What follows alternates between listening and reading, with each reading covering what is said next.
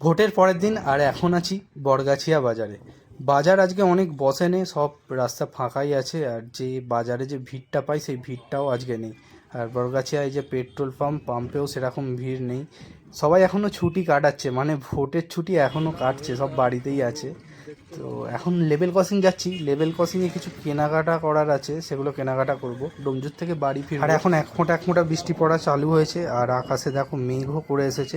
হয়তো একটু পরেই জোরে বৃষ্টি চলে আসবে, তাই একটু তাড়াতাড়ি যেতে হবে আমাকে।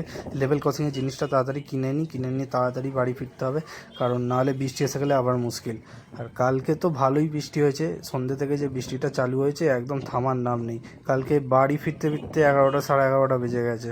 আর তোমাদের ওখানে বৃষ্টি হয়েছে কি আমাকে কমেন্ট করে জানাও। ঝোড়ো হাওয়াও চলছিল, তার সাথে আবার কারেন্ট ছিল না, মানে দোকানে অন্ধকারে বসে থাকতে হচ্ছিল। এমার্জেন্সি লাইট জ্বলছিল, তারও চার্জ প্রায় শেষের পথে, কারণ সন্ধ্যে থেকে কারেন্ট ছিল না। তারপরে দোকান বন্ধ করলাম, কিন্তু ফিরতে ফিরতে সেই 11টা সাড়ে 11টা বেজে গেল। 22 কিলোমিটার রাস্তা, এমনিই টাইম লাগবে।